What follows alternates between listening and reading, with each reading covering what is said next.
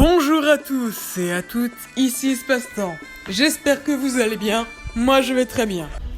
Aujourd'hui, on se retrouve pour une nouvelle vidéo sur le jeu Steel and Flesh 2. Aujourd'hui, on se retrouve après quelques batailles contre les Anglois. On se retrouve en Angleterre pour continuer notre combat. Nous recrutons en France, évidemment, la France qui contrôle à l'heure actuelle la majeure partie du sud de l'Angleterre, contrôlant ainsi la Manche. La Norvège contrôle également plusieurs villes dans les côtes anglaises, notamment sur les côtes de la Calédonie jusqu'aux rives de Londres.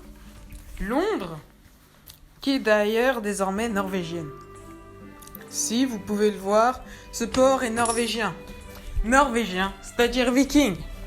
Oui, ce sont les vikings qui ont conquis plusieurs villes de l'Angleterre. Ici, nous avons encore une fois vaincu les Anglais lors d'une autre bataille, permettant l'affaiblissement de cette grande nation qui était l'Angleterre. Désormais, l'Angleterre se trouve morcelée, avec une armée affaiblie. Au nord, les côtes sont contrôlées par les Vikings, tandis qu'au sud, les territoires autrefois rebelles, mais que l'Angleterre comptait, je l'imagine, l'envahir, est désormais contrôlé par la France. Néanmoins, le poumon central de l'Angleterre, sa force primordiale, toujours conservée.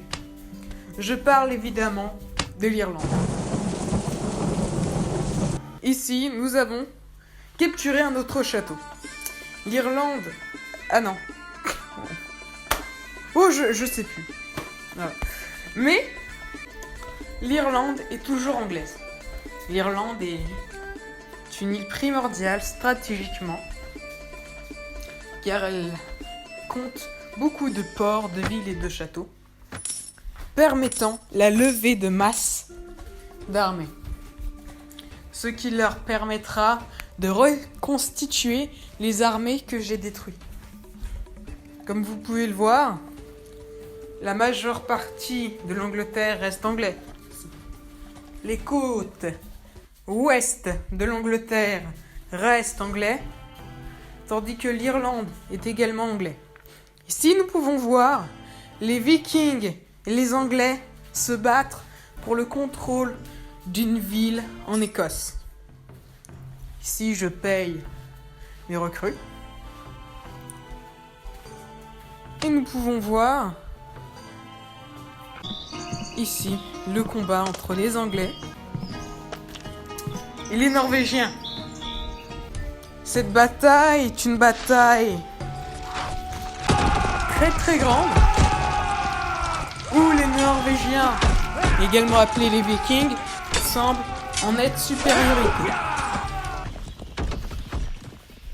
Comme vous pouvez le voir ici, les troupes anglaises essayent de rentrer dans le château par la grande porte et ils y réussissent, mais se font détruire par les troupes présentes dans la ville.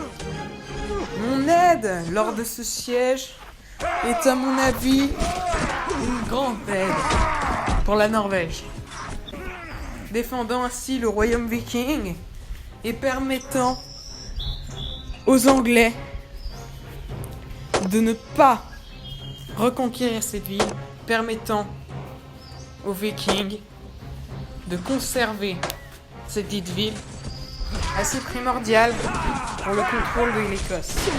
Non pas qu'elle ait une position clé, mais elle se situe là, en terre d'Écosse, où était construit le mur romain, dans l'endroit le plus serré de l'Écosse. Cette ville est donc porte d'accès des Vikings pour l'Angleterre. Abonnez-vous. Au revoir.